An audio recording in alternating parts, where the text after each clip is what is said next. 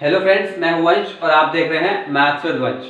आज हम करेंगे chapter number 9 that is some applications of trigonometry का example number 4 that is NCERT book का एग्जांपल नंबर 4 जो हमें गिवन है पेज नंबर 200 पर। तो देखो क्वेश्चन में क्या गिवन है, from a point P on the ground, एक पॉइंट P है ग्राउंड पे, ठीक है। लेट वो पॉइंट P मान लेते हैं हम यहां पर, ठीक है। ये है point P on the ground. The angle of elevation of the top of a 10 metre tall building is 30 degree. अब देखो वो कह रहे हैं कि इस पॉइंट से टॉप ऑफ द बिल्डिंग का एंगल ऑफ एलिवेशन है 30 डिग्री, ठीक है। तो देखो ये मैंने बिल्डिंग बनाई है, ठीक है। एज्यूम करना कि ये एक बिल्डिंग है और इस पॉइंट से टॉप ऑफ द बिल्डिंग का एंगल ऑफ एलिवेशन हमें गिवन है 30 डिग्री। तो देखो पहले हमें एंगल ऑफ एलिवेशन पता होना चाहिए क्या होता है, ठीक है। वैसे मैं आपको हर वीडियो में बताता हूं और इंट्रोडक्शन वीडियो में बताया है। अगर आपने चैप्टर नंबर 9 की इंट्रोडक्शन वीडियो नहीं देखी है तो डिस्क्रिप्शन में लिंक गिवन है, उसमें जाके देख लेना। तो अब देखो एंगल ऑफ एलिवेशन किसे कहते हैं। सपोज एक पॉइंट लेते हैं, ठीक है। इस पॉइंट से हम देख रहे हैं, ठीक है, ये हमारा पॉइंट ऑफ व्यू है। तो इस पॉइंट से एक स्ट्रेट हॉरिजॉन्टल लाइन खींचो, ये हमने खींची स्ट्रेट हॉरिजॉन्टल लाइन। अब अगर हम इस लाइन से ऊपर देख रहे हैं, ठीक है, अगर हम इस लाइन से ऊपर देख रहे हैं तो इन दोनों लाइंस के बीच का जो एंगल होगा वो होगा हमारा एंगल ऑफ एलिवेशन। एक बार फिर सुनो, एक पॉइंट लो, ठीक है, ये हमारा पॉइंट ऑफ व्यू है या फिर आप कह सकते हैं इस पॉइंट से हम देख रहे हैं, ठीक है। अब इस पॉइंट से स्ट्रेट हॉरिजॉन्टल लाइन खींचो। अब अगर हम इस लाइन से ऊपर देख रहे हैं तो हमारे पास दो लाइन आ जाएंगी, एक ये वाली एक ये वाली। तो इन दोनों लाइंस के बीच का जो एंगल होगा वो होगा हमारा एंगल ऑफ एलिवेशन, ठीक है। अब इस क्वेश्चन के रिस्पेक्ट में बात करते हैं। देखो ये हमारा पॉइंट है जिस पॉइंट से हम देख रहे हैं, ठीक है ना, पॉइंट P। तो देखो इस पॉइंट से स्ट्रेट हॉरिजॉन्टल लाइन कौन सी होगी, ये ग्राउंड, ठीक है। बिल्डिंग ग्राउंड पे है ना, तो ये ग्राउंड हो गई हमारी स्ट्रेट लाइन। अब इस पॉइंट से हम देख रहे हैं टॉप ऑफ द बिल्डिंग पर। तो देखो इस पॉइंट से हम देख रहे हैं टॉप ऑफ द बिल्डिंग पर। तो देखो दो लाइंस हमारी कौन सी बनी, एक तो ये हॉरिजॉन्टल लाइन और एक ये वाली लाइन। तो इन दोनों लाइंस के बीच का जो एंगल बनेगा वो होगा हमारा एंगल ऑफ एलिवेशन जो हमें गिवन है 30 डिग्री। तो ये आ गया हमारा 30 डिग्री का एंगल। अब देखो बिल्डिंग की हाइट भी हमें गिवन थी, ठीक है। बिल्डिंग की हाइट हमें गिवन थी 10 मीटर। तो बिल्डिंग की हाइट हो गई हमारी 10 metre. A flag is hoisted at the top of the building and the angle of elevation of the top of the flag shaft from point P is 45 degree. अब देखो वो कह रहे हैं कि एक फ्लैग लगा हुआ है बिल्डिंग के ऊपर, ठीक है, एक फ्लैग लगा हुआ है बिल्डिंग के ऊपर और इस पॉइंट P से टॉप ऑफ द फ्लैग, ठीक है, इस पॉइंट P से टॉप ऑफ द फ्लैग का एंगल ऑफ एलिवेशन हमें गिवन है 45 डिग्री। तो देखो एंगल ऑफ एलिवेशन तो मैंने आपको बता दिया। इस पॉइंट से देख रहे हैं तो स्ट्रेट हॉरिजॉन्टल लाइन हो गई हमारा ग्राउंड। अब हम देख रहे हैं टॉप ऑफ द फ्लैग पर। तो देखो टॉप ऑफ द फ्लैग पे लाइन बना देते हैं, ठीक है। लाइन सीधी है, हाँ थोड़ी बहुत एज्यूम कर लेना, ठीक है, स्ट्रेट लाइन। तो ये हो गई हमारी दूसरी लाइन।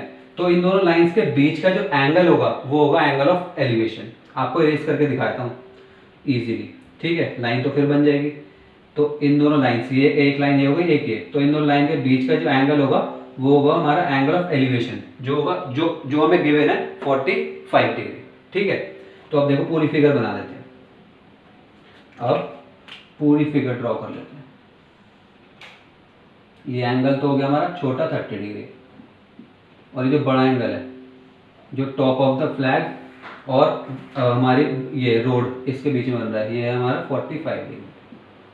अब देखो वो क्या कह रहे हैं, find the length of the flag staff and the distance of the building from the point P।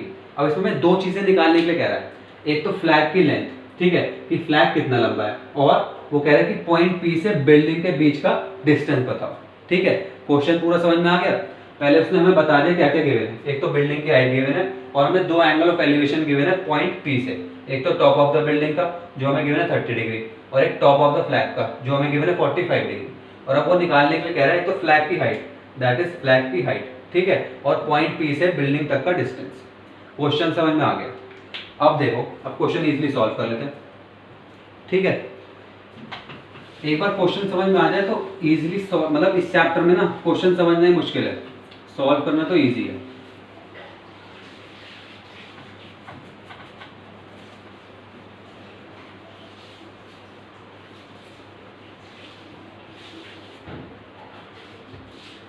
अब देखो पहले फिगर को नेम कर देते हैं, ठीक है। नेमिंग करने का हमारा सॉल्व करना इजी रहेगा।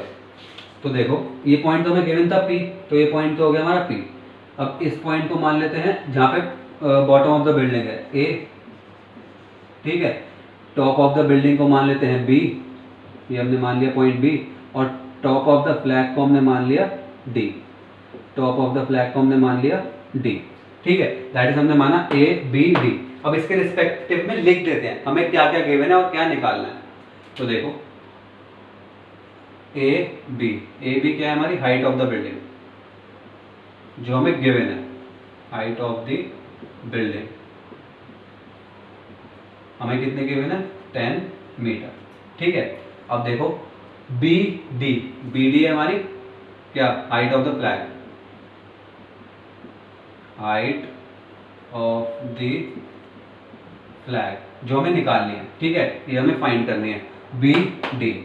और देखो हमें क्या फाइंड करना है, हमें फाइंड करना है P A, that is P point से लेके बिल्डिंग के बॉटम तक का डिस्टेंस, या फिर आप कह सकते हैं बिल्डिंग तक का डिस्टेंस, ठीक है। एक हमें निकालना है P A, that is distance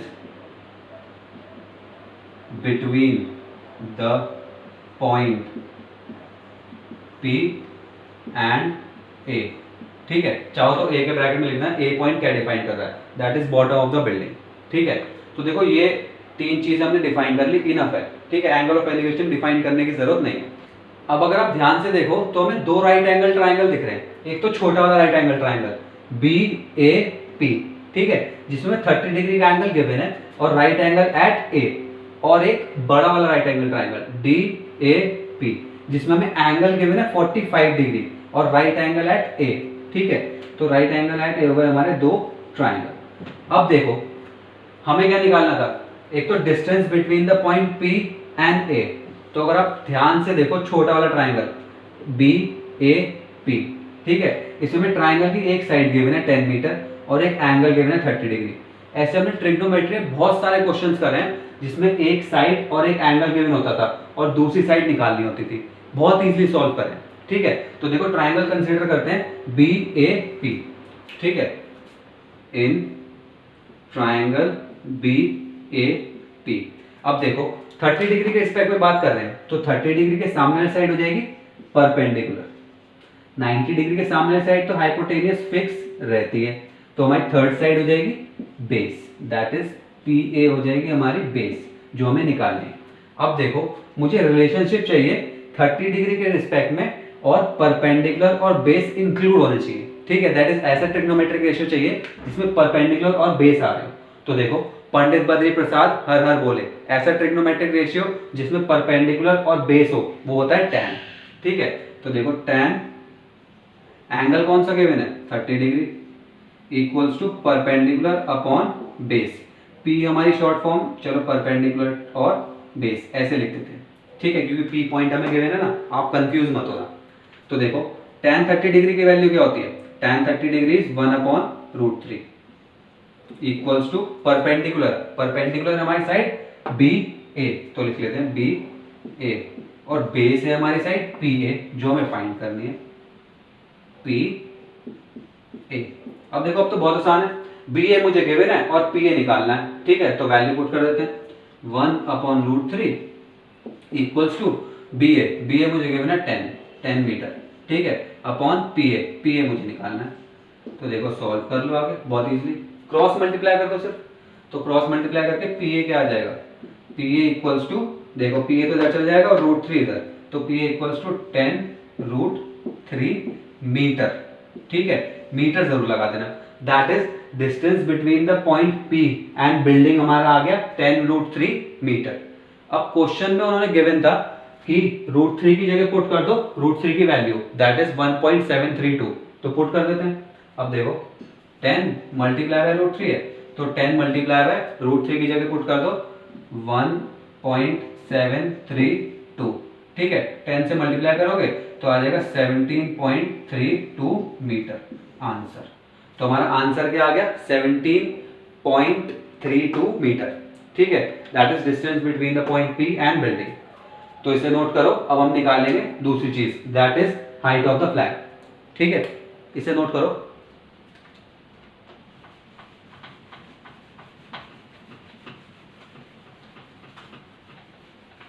देखो क्वेश्चन सॉल्व करना तो इजी था, फिगर को समझना थोड़ा मुश्किल था।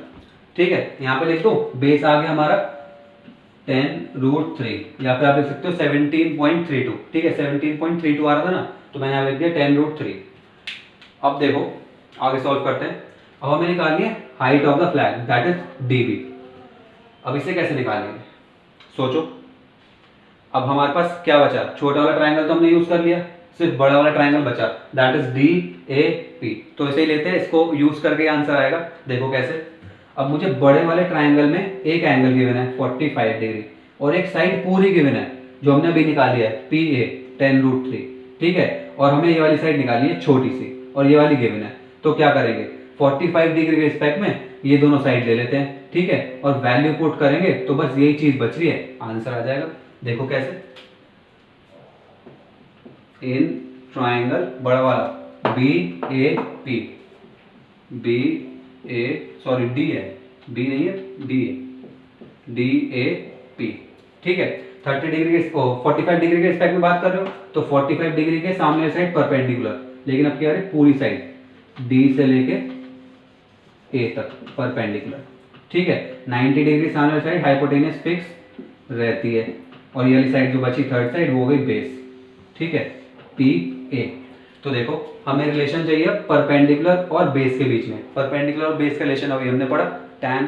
तो देखो लिख दो tan एंगल कौन सा है 45 degree equals to perpendicular upon base. अब देखो tan 45 डिग्री चैप्टर नंबर 8 में हमने चार्ट में वैल्यू पढ़ी है।